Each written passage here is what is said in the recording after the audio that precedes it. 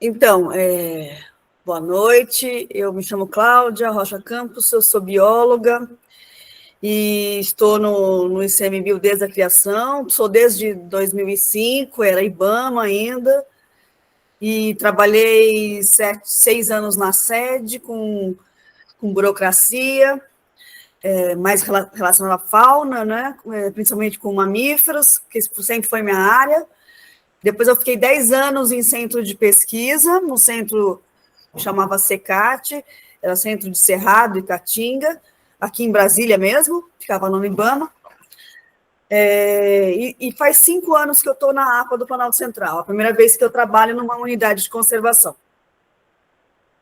E desde que eu entrei, eu estou fazendo um trabalho de pesquisa, que é, na verdade, o meu perfil, minha área, né?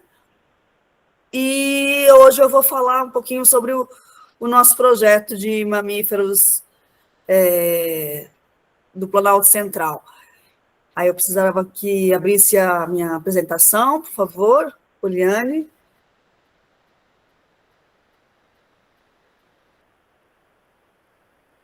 Vocês estão me escutando? Muito bem. O áudio tá bom? Tá claro aqui. Tá bom. Tá. Então, o nome do projeto é esse, né? Grandes e Médios Mamíferos da APA do Planalto Central, Rebio da Contagem e Parque Nacional de Brasília. Antes era só da APA, como fui aumentando, resolvi ampliar, né, para as outras unidades de conservação. Então, de forma que, na verdade, são mamíferos do Planalto Central, porque pega um pouco de Goiás também, né, na parte da APA, que está em Goiás, e principalmente no Distrito Federal. Pode passar, por favor.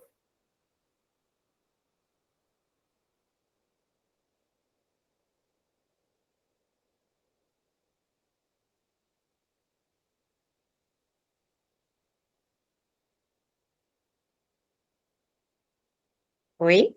Pode passar, por favor. Estão Mais escutando? Está escutando, Poliane? Tá, estamos ouvindo sim. Então, pode passar o vídeo, isso. Não. Passou demais. Não, para cima. Mais para cima. Mais. Volta. Então, só para ter uma ideia, né, o tamanho do Parque Nacional de Brasília, que tem 42 mil hectares, mas é uma unidade de proteção integral, como já foi falado aqui. O próximo, por favor. Aí a APA do Planalto Central, mostrando que ela é muito maior do que o Parque Nacional e a Rebio, né? Ela tem 504 mil hectares, ela é 12 vezes maior do que o Parque Nacional, porém, é tudo que o Samuel explicou, né? É uma unidade de uso sustentável, que pode ter tudo, pode ter habitação, empreendimentos, agricultura, então é bem diferente, né? As categorias em termos de proteção, né, da biodiversidade. Pode passar, por favor?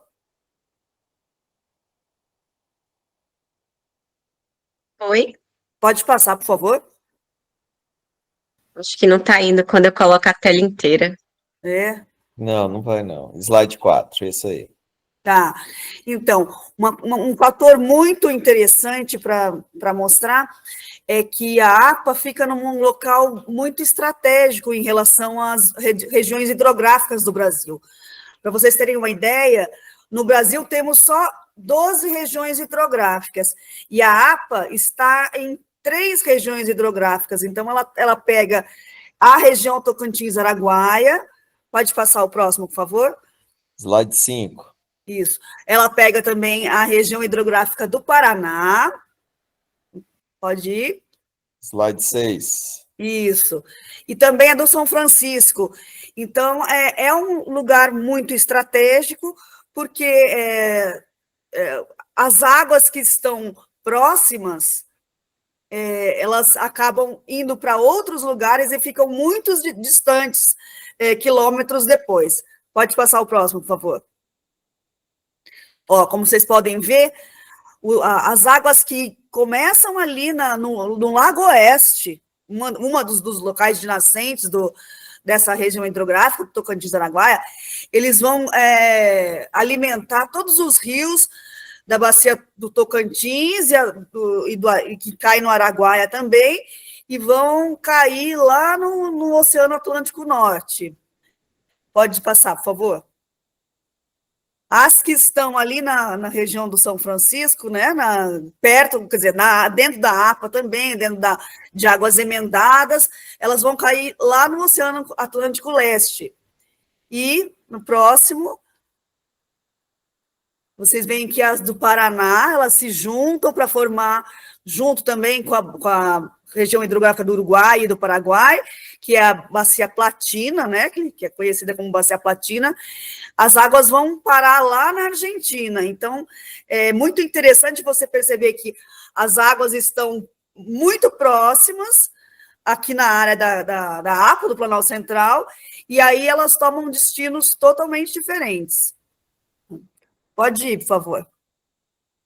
Então, os objetivos desse projeto são muitos, são mais do que esses, mas eu acabei condensando nesses objetivos aqui. E, assim, o principal quer dizer, o primeiro, né, determinar a composição de mamíferos de médio e grande porte dessas unidades de conservação. Porque a primeira pergunta que se faz é isso, né, o que temos, né, em relação à biodiversidade aqui? A gente tem que saber o que você vai preservar, proteger, né? Então, a primeira coisa que você tem que fazer é fazer uma lista do que animais que tem, né? No caso, que mamíferos de médio e grande porte que tem. Então, esse é um dos objetivos. O outro, que já avança um pouquinho mais dentro da ecologia, é saber como é que eles estão distribuídos, como estão distribuídos espacialmente, né? E também juntando com outros dados, que eu já vinha trabalhando também no Araguaia, saber como eles estão distribuídos biogeograficamente, numa escala bem maior. Além de outros aspectos da ecologia também, como horário de atividade e vários outros, né? Dentro da ecologia, se pode fazer muita coisa, né? Também a parte da conservação é identificar os impactos ambientais, porque se você não trabalha com o impacto, você não resolve o problema daquela espécie, né? Essas espécies, vocês sabem, tem a portaria de espécies ameaçadas, tem várias classificações, vários níveis de ameaça, né? Então, você tem que saber quais são as categorias de ameaça, como que ela está, no caso, para a gente, no DF, qual que é a situação dela no DF, né? E, além disso, também fornecer subsídios para a criação, para a ampliação da Rebio da Contagem, que era uma das propostas, né? Aí a questão da criação mesmo lá da sede, criação de unidades de conservação, e também a criação de um parque nacional lá naquela área no norte da APA do Planalto Central, que era verde, a área de preservação, né, no zoneamento, que é uma região que só assim, de você ver visitar o local e você ver as imagens de satélite, você percebe que é um local com grande potencial para ter muitas espécies de topo de cadeia, como as onças, né, que regulam o ambiente, né, por isso a gente sugeriu o nome de Parque Nacional das Onças do Rio Maranhão, né, que é um local que tem pouco impacto humano, digamos assim, não tem muita moradia, né, mas são mais fazendas, e realmente tem essa importância biológica grande, né? E também aplicar todos esses resultados do projeto em atividades de educação ambiental, né? Pode passar, por favor? Então, a metodologia do trabalho fez o seguinte, a gente não sai pesquisando tudo assim aleatoriamente. Então, eu defini um grid de 5 por 5 quilômetros, tanto no Parque Nacional de Brasília, quanto na APA do Planalto Central, no norte da APA, né, principalmente, que é essa região de preservação da vida silvestre, né? Porque assim eu vou me orientando melhor onde que eu ia colocar, onde que eu ia atuar no meu monitoramento, né? Então, ao todo deram 120 quadrantes para ir monitorando em longo prazo, né? Pode passar, por favor? Então, tem 3 formas de você saber, né, aquela composição, como que eu falei, dos mamíferos, para saber, que a gente faz. Então, a gente coloca câmeras traps, né, para registrar os animais, a gente faz observação direta, né, faz um transecto, vê se vê vestígio de animais, ou se vê os próprios animais, né, seriam os animais vivos, e também, a partir das ocorrências dos animais mortos, a gente também georreferencia, sabe onde é que foi, onde que ele está ocorrendo, e é assim. Próximo, por favor. Então, aí, em 2019, eu comecei no finalzinho do ano, né? Eu tinha só 12 câmeras, e instalei ali na parte da Chapada da Contagem, para aquela finalidade do objetivo de ampliação da rebuild da Contagem. Então, comecei o meu esforço ali. As câmeras ficaram 1 ano no mesmo lugar, então eu pude observar a dinâmica desses pontos amostrais, quais espécies que apareciam, né? O próximo, por favor. Aí, 2020 também, como eu tinha poucas câmeras, eu não podia fazer milagre, né? Então, eu continuei naqueles mesmos pontos. Próximo, por favor. Aí, em 2021, eu comecei a ampliar para outros locais, além da Chapada da Contagem, dentro da APA do Planalto Central ainda, e que são essas câmerazinhas verdes. Próximo, por favor. 2022, eu comecei a ir para o norte da APA, já aumentando bastante os pontos amostrais. Próximo, por favor. Aí, em 2023, nós ganhamos os recursos de compensação ambiental do IBRAM, num projeto, e adquirimos mais 40 câmeras. Então, eu pude realmente estender bastante o projeto, já coloquei também ali embaixo, não sei se vocês estão vendo ali, tem uma parte que fica na Bacia do São Francisco, que é uma pousada chamada Vila Triaca, que é aqui no PADF.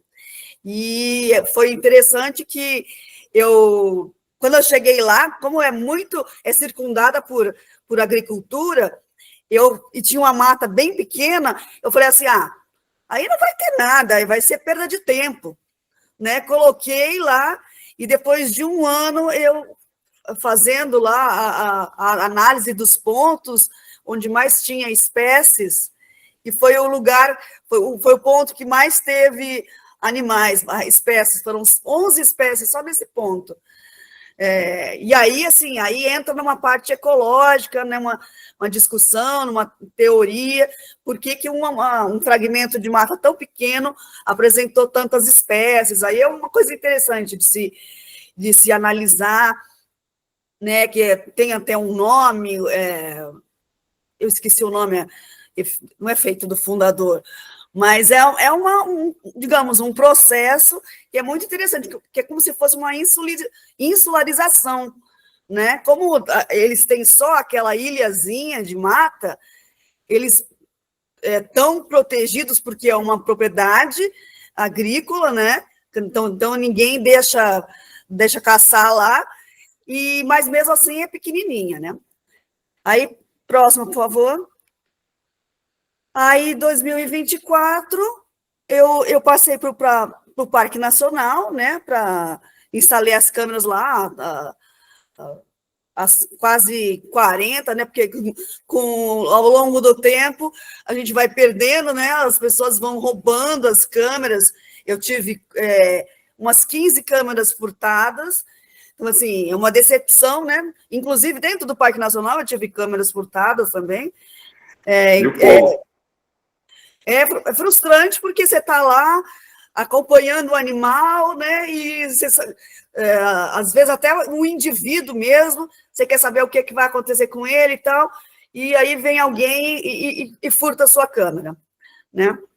Mas, de qualquer forma, o importante é que depois de 5 anos eu tenho 208 pontos amostrais, né?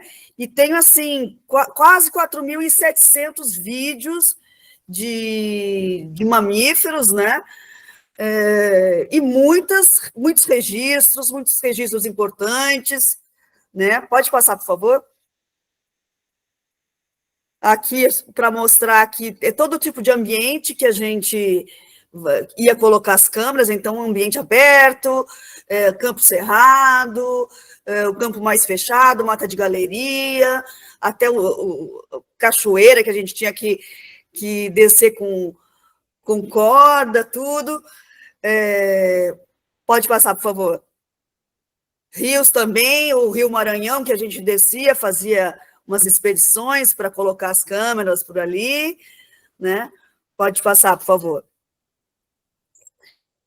E, como eu falei, né, uma das formas de se trabalhar com esses animais é com os animais atropelados, infelizmente, né, mas eles têm que servir, pelo menos a morte tem que servir para alguma coisa, né? Então, a partir dos animais atropelados, a gente fazia análise.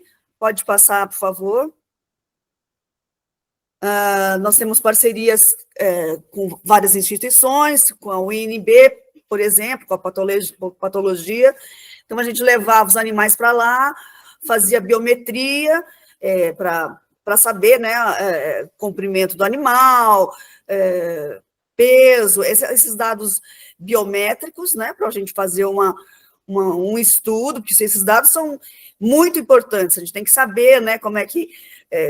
qual é o tamanho, qual é o peso dos animais do Distrito Federal, para poder comparar com outros lugares, outros estados, né?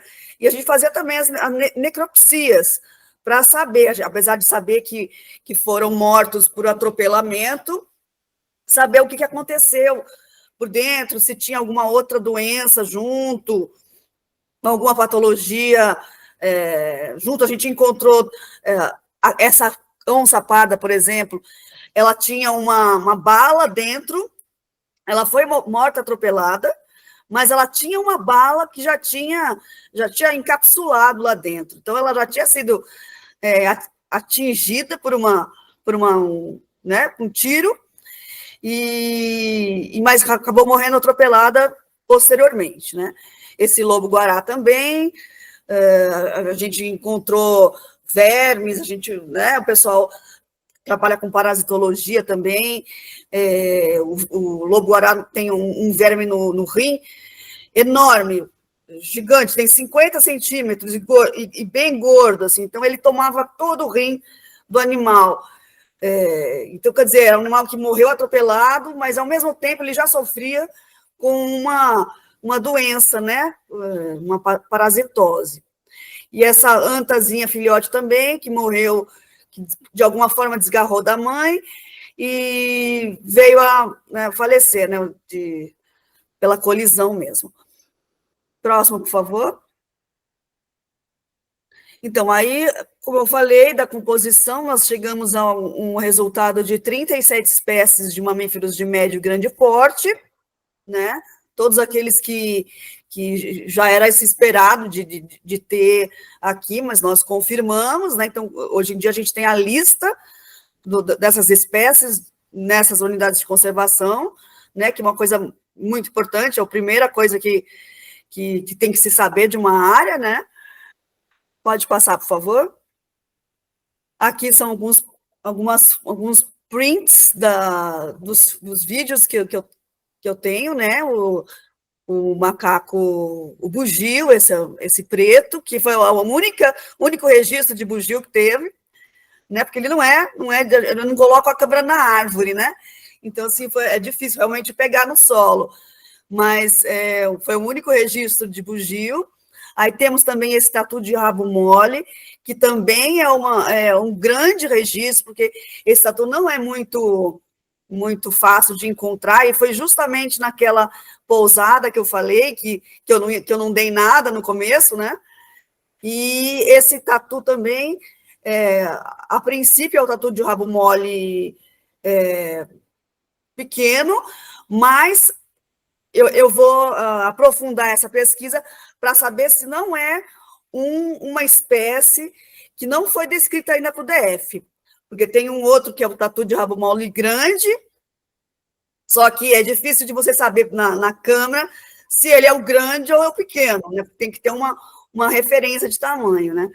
Aí temos também aí o mico-estrela, o cachorro do mato, o lobo-guará, a jarita-taca, paca, a cutia, o tatu-galinha, que é o tatu de 9 bandas, o outro que é o tatu chininha, né, ou mulita, que é de 6 bandas, essas cintas que tem no meio do corpo dele, o saruê, próximo, por favor. Aí também tem a irara, a capivara, o gato do mato pequeno, que é uma outra espécie de felídeo pequeno, né, bem rara mesmo, essa aí foi pega só na parte da APA do Planalto Central mesmo, e bem ali nos vales, né, esse animal é raro também. Aí a jaguatirica, que também foi essa é mais comum, né, foi encontrada em todas as unidades de conservação. A lontra foi encontrada também, essa foi no Rio da Palma. Por sorte eu consegui, porque não é fácil encontrar lontra também. A gente posicionou a câmera na frente de uma toca, porque como eu trabalho com mamíferos aquáticos já há bastante tempo, e trabalhei no Araguaia com ariranha, com lontra, tudo, então eu já bati o olho, eu já falei, não, aqui deve ter lontra, né? Tinha uma toca, aí foi até o Samuel que instalou essa câmera para mim, porque ele que subiu o barranco e colocou ali a câmera, e por sorte registrou a minha querida lontrinha. Aí também o veado, esse veado mais castanho, que é o veado catingueiro, o tamanduá-bandeira. Próximo, por favor. O cactu, também, que eu encontrei só na parte da APA do Planalto Central, não encontrei dentro do Parque Nacional, porque isso também é uma coisa muito interessante. Tem espécies que ocorrem nas 3 unidades. Tem espécies que só ocorrem dentro do Parque Nacional e não ocorrem na APA. E tem espécies que ocorrem na APA e não ocorrem no Parque Nacional. É muito interessante. Por exemplo, o catitu não tem no Parque Nacional e tem na APA. Aí o coati tem em todos os lugares, é bem comum, né? O veado campeiro só tem no Parque Nacional e não tem na APA. Né? A onça, que eu registrei nos 2 lugares, tanto na APA quanto no parque, e no parque foi muito interessante, porque é um único indivíduo só. A gente não sabe de onde ele veio, talvez tenha vindo da APA, né? Porque na APA tem mais registro de onça pintada, mas no parque não. Esse mesmo indivíduo foi identificado em 2021 pelo pessoal da UNB, e depois, o ano passado, eu registrei lá. É o mesmo indivíduo, a gente vê pelas pintas, né? Compara, e as pintas são iguais, e eu não sei, assim, a princípio ele está sozinho lá, né? E uma coisa interessante também, que eu acho que está relacionado, é porque a quantidade de anta lá no Parque Nacional está boa. E para mim ela está boa porque não tem onça, só tem uma onça, né? E aí também a onça parda, que essa aí é bem comum, tanto na APA quanto no Parque Nacional, ela aparece em todos os pontos amostrais, ela aparece. O tatu-canastra também, que é muito interessante esse animal. eu registrei ele só na Rebio da Contagem, na APA eu não registrei, só onde está a Rebio da Contagem, que ela é sobreposta com a APA, né? Lá eu registrei e registro bastante no Parque Nacional. Pode passar, por favor? Aí mais o macaco prego, que é bem conhecido, né? E tem todos os lugares. Do lado tem o gato morisco, que eu só tinha registrado na APA, e aí, o ano passado, no final do ano, eu registrei um indivíduo no Parque Nacional também.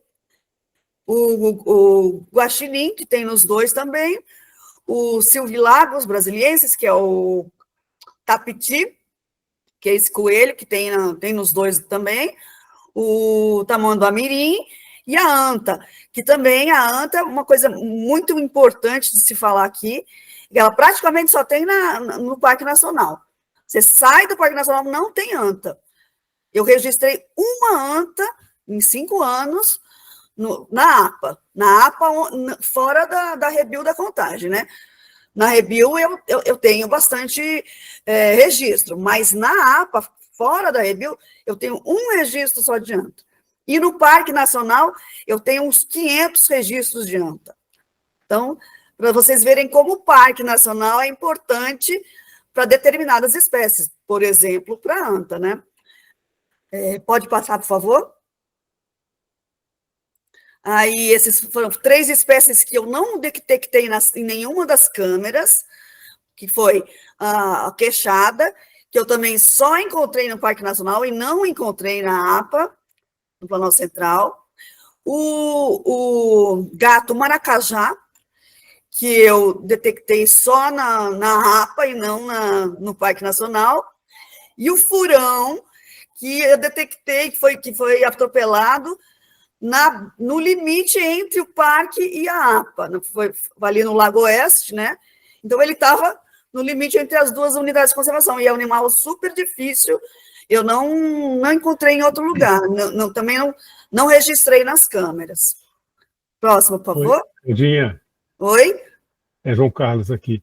Você tem uma previsão do tempo, Cláudia? Porque a gente ainda tem mais previsão de 2 apresentações hoje. Tá, não, eu estou acabando já. Já só tem mais 3. Ah, então tá, muito obrigado. Então, aí a parte dos impactos humanos, né, que é a parte ruim do negócio, que são os atropelamentos, isso que foi identificado, né, como o principal impacto são os atropelamentos. Aí você vê a anta, o veado campeiro, o lobo-guará e o tamanduá. Próximo, por favor.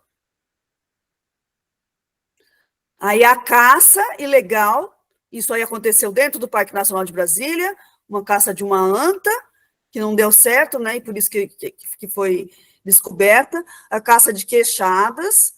Próximo, por favor. Os ataques dos cachorros, que isso aí está completamente descontrolado. Você vê um tamanduá-bandeira adulto, um filhote, um coati que estava vivo, mas o olho dele foi perfurado, e uma anta, o filhote que foi atacada e que veio a falecer. Mais uma, por favor. Aqui tem um vídeo do Brasília é o Bicho, né, um print dos cachorros correndo atrás de um tamanduá-bandeira com filhote. Próximo, por favor. Aqui, se você colocar, é um vídeo. Por favor, vê se você consegue colocar o vídeo. Aí faz 10 dias atrás, os cachorros atrás da anta, no lago.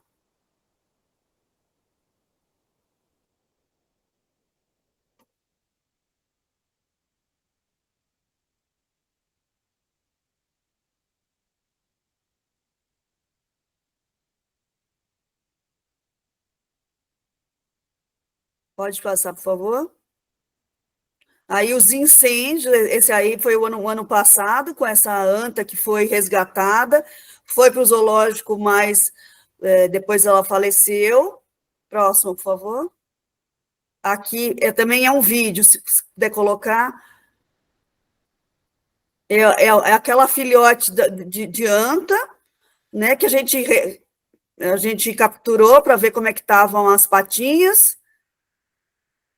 Só que essa mesma anta que já tinha sofrido com a inalação da fumaça, ela veio ser atacada por cachorro, foi para a UNB e acabou morrendo, mas mais em função da fumaça que ela tinha inalado. Próximo, por favor. Aí, um vídeo bonitinho também, que nem tudo é desgraça, né? De um filhotinho de tamanduá-mirim.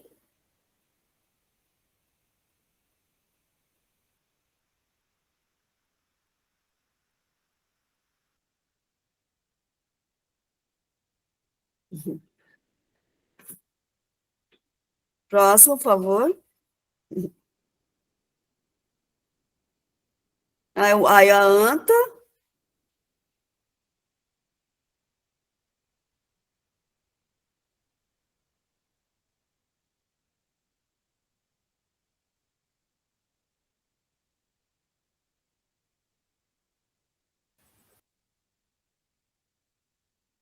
Próximo, por favor.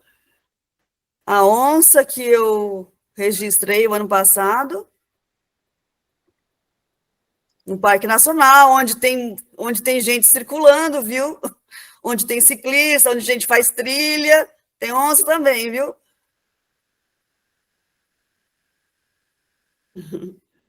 E o próximo, por favor. E é isso. Se vocês quiserem ver mais vídeos, tem o meu vídeo ali no YouTube, meu canal no YouTube. Lá eu faço uma sequência do trabalho que eu faço na APA, né? Coisas legais também dos animais. Isso aí. Acabou. Obrigado, Cláudia. De nada, imagina. Não, Cláudia. Obrigada, de nada.